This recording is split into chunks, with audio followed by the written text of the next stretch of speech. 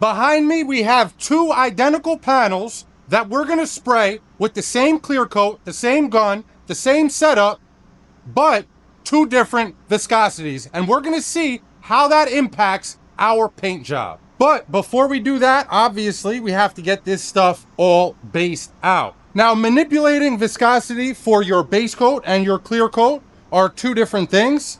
And I'm gonna show you a cool trick in case you missed my last video regarding viscosity, how you can get the perfect viscosity for your base coat. So we have our base right here. All you're gonna do is take your paint stick, make sure that it's mixed up real nice, and you're gonna pull your paint stick out, and as soon as you start getting single drips, start counting them. So here we go. 1, 2, 3, 4, 5, 6, 7, 8, 9, 10, 11, 12, come on, 13. 13 is your magic number for base coat. So if you didn't know about this old school trick, that's how you do it. You're looking for 13 drips. And this is the same for water or solvent. Now, when it comes to clear coat, you cannot use this trick. You have to use something called a viscometer. Once we get to clear coat, I'll show you guys, for those who don't know, what that is. And I'll show you how to use it and how to manipulate the viscosity of your clear coat, because there is more than one way.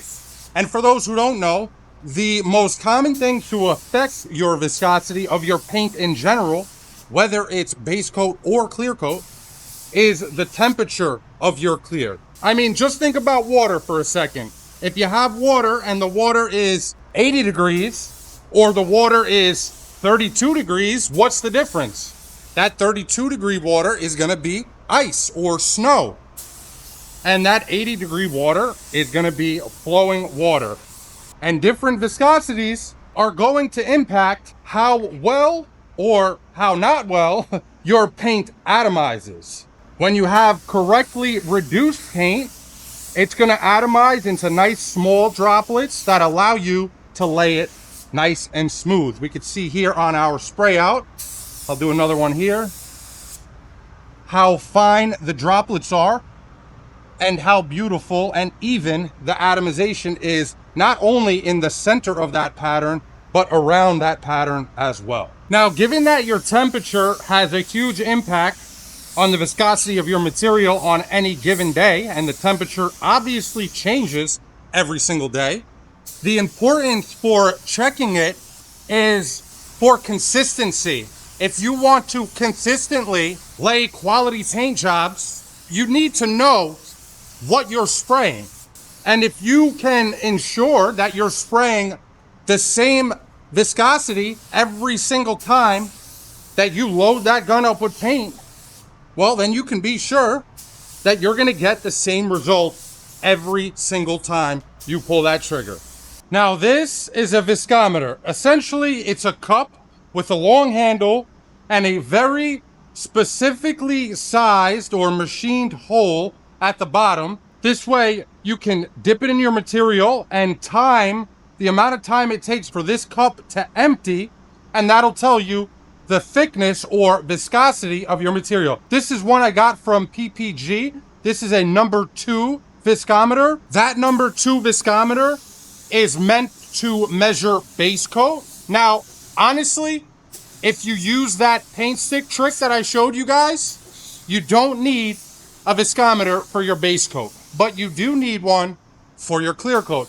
And the problem with it is these viscometers, because they have to be so tightly machined, are not cheap. That one that you guys just saw is about $150, if not more. And for clear coat, unfortunately, there's really no way around it. But there are cheaper alternatives to that stainless steel version that I just showed you guys. And I'm gonna show you one of them today. When you're looking at cheaper viscometers, what's important to keep in mind is they may degrade over time, especially if they're made of all plastic. So here's one version of a viscometer. This one you can get on Amazon for $7. It is all plastic through and through. So while it may stay consistent through, I don't know, 10, 20, 30 measurements, it's not going to stay consistent through hundreds of measurements. But that's where spray work comes in. So we do have these available now on our site for, I believe, $15 or $16.99. And the cool thing about ours is we have a brass orifice. So this is a lot cheaper than the one that PPG supplied me with, but it doesn't sacrifice the consistency over time, because the most important part of this cup is that orifice. And for us, we designed it with brass. Now, you may be asking yourself at this point, well, what number should I be looking for when that cup's full and I'm watching it empty? What should I be looking for? So a lot of clear coat manufacturers will list the time and the cup size that you're looking for when you're measuring their clear coat. Clear coats are usually measured with a number 4 viscometer, which is exactly what the spray work viscometer is. It's a number 4. Now, not all manufacturers actually list a time or a viscosity that their clear coat should be. And that's fine. What's really important is that you have a number that you figure out where your clear coat sprays the best. For me, when I'm spraying my Omni, I know I'm looking for right around a 17-second time from the time that cup fills until that last drop comes out. All right, we're all set for clear. Now you may be asking yourself, how are you going to get 2 different viscosities? One way you could do it is you could reduce your clear. So say it was 70 degrees and my material was 70 degrees and I had 19-second viscosity time when I tested it, and I wanted to get it 2 seconds lower because I know 17 seconds is the number I'm looking for when I use the spray work viscometer. So I would then add, say, around 5% reduction to my clear, and I would test it again. But in this case, because it is 82 degrees in the booth, which is a little warm, it's probably about 78 in the shop right now, my clear is probably spot on where I want it to be. So I'm gonna have to make my clear a little colder than I want it to be. So what I'm gonna do is, I have water here that is 48 degrees, and here's our clear that is 79 degrees, which is perfect. So before I close this up and put it in there to cool it down and see how it's going to affect the viscosity, we're going to take our viscometer. Now, one thing that's really important is you want to make sure that you mix that clear up really well before you do this test. So I have ours mixed up. What I'm going to do now, I'm going to pull this out, and as soon as the bottom of this viscometer clears the surface of the clear inside the cup, we're going to hit start. So make sure it's filled up, pull it out, start. Now you'll see it's dripping out of the bottom, leaking out of the bottom, whatever you want to call it. And I know we're going to be right around 17 seconds. 16, 17 on the dot. Okay, so that was our 80-degree clear coat. As you can see, this is our 52-degree water. So we're going to take our cup closed up. We're going to just lay it in there. We're going to spray our colder clear on the new fender, and we're going to spray our warmer clear on the other fender, which was a blend panel. Now, as soon as I get this clear a little bit colder, we're going to check the viscosity again. Then we're going to take that cold clear, and as I just mentioned, the cold clear is going to go on the new fender, which is closer to the door, and the warm clear, which is 80 degrees and the temperature and viscosity that I normally like spraying my clear at, on the blend panel fender in there. And we're going to see the difference at the end of this video. We're also going to test the atomization difference on a piece of paper on the wall. All right, so it's probably been about 4 or 5 minutes. I'm going to pull this out now, because I would imagine it has to be a good amount colder by now. We're going to open it up because we want to know the actual temperature of the clear, not the plastic on the outside of it.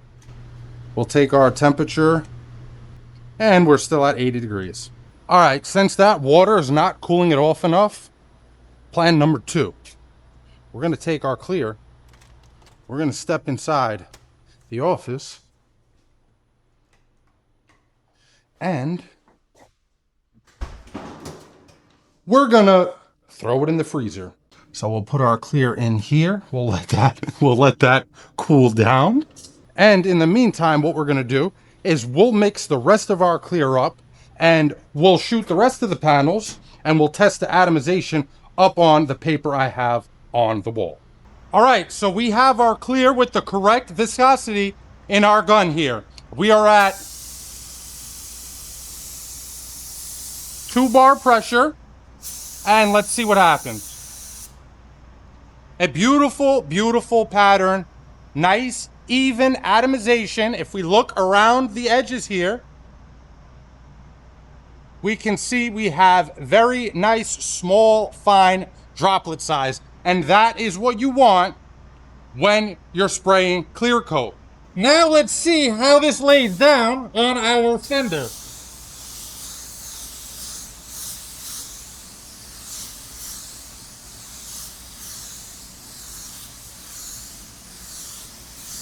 It's going on very even and very consistent, and whether I'm close to the panel or far from the panel, it has no difference in how the paint looks. So that's our first coat on our blend fender with our correct viscosity clear coat. Obviously, the rest of this stuff in here is going to get cleared with this clear as well. It's only that fender that we're going to shoot with that thicker clear. I'm going to go ahead and clear the rest of this stuff up while that clear cools off.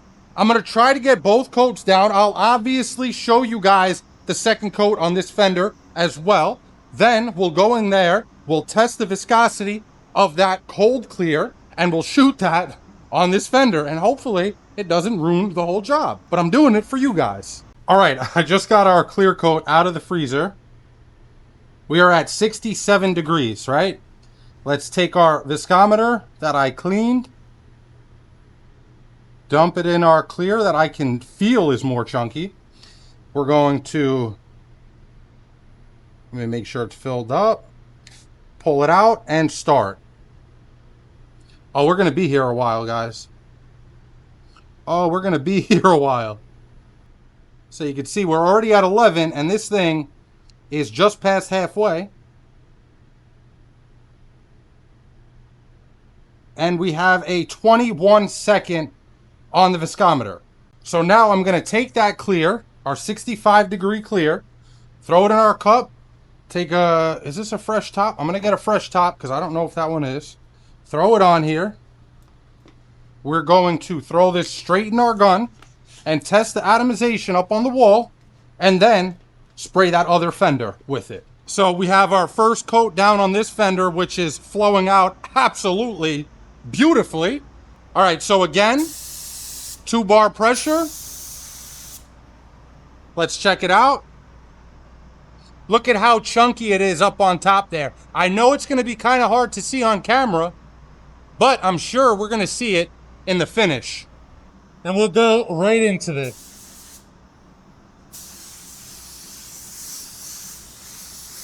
I could see it laying much more texturally on our fender, and my gun even sounds different.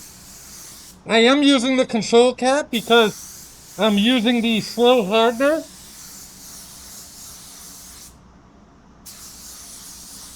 Yeah, I mean, if you just look here, you can see how rough it is. The finish is not half bad, but it definitely has a good amount of texture after the first coat. Now I know what you guys are probably thinking. Well, that clear, it's gonna warm up in the gun while it's in the booth. Nope. We're gonna take the whole gun and just leave it right there until we're ready for our second coat. So we'll close that up. And both of those panels should be ready for our second coat right around the same time, because there was only about, I don't know, 3 minutes difference by the time I finished till the time I started that next fender. So we're going to let all this stuff flash off for about 10 more minutes. Then we'll lay our second coat on with the cold clear and our second coat on with the warm clear. All right, so we're going to go grab our gun out of the freezer. Oh man, this thing is freezing. Maybe that's why they call it a freezer. We're gonna head back in the booth. First, we're gonna check the temperature of this clear now. Hopefully it's still around 65 degrees. That fender honestly doesn't look as bad as I thought it would, but it doesn't look as flat as the other. All right, we're at, call it 60 degrees, 58, we're gonna call it 60. Hard to see with the condensation, but we're at 2 bar, and we're gonna throw our second coat on. Oh yeah, now she's coming out chunky. I think before it might have got a little warmer before I started spraying it. But still, you can see as it's going down that it's leaving behind a fair amount of texture. And we have very, very large droplets. Alright, I switched to our other clear. You can see it's at 83 degrees. Again, same thing. 2 bar pressure. Let's lay it down. I mean, it just flows out of the gun so much smoother when you have the correct viscosity. It really makes it so much more effortless to lay the material. And you can hear it as well in the gun. It sounds, I guess you could say it sounds sharper. The gun sounds much sharper. Alright, we're going to let both of these panels flash off, and we're going to see how much better the one with the correct viscosity looks. First, let's take a look at our fender with the incorrect viscosity. You can see a bit of texture here, not the smoothest finish, but still not a terrible finish. I have to be honest, I thought cooling the clear off that much was gonna make it a lot thicker, but it didn't. It only made it a little bit thicker, as we saw when we tested the viscosity. It was only about 21 seconds, which is only 4 seconds longer than our correct viscosity. And here's how that fender looks. First, just look here. I mean, compared to the other one, this thing is a mirror. Let's come over to this fender and look in the same spot. Look at how much chunkier this one is. Just a 4-second difference in our viscosity test equates to a pretty notable difference. Not horrible. That fender did not come out horrible. Obviously, it was still within reason of what I normally like to spray because I didn't really want to sabotage the job, but still left a good amount more texture than this fender. Anyway, that's going to be it for this one, guys. If you could, please consider dropping a like, comment, or maybe even subscribe. Until the next time, peace!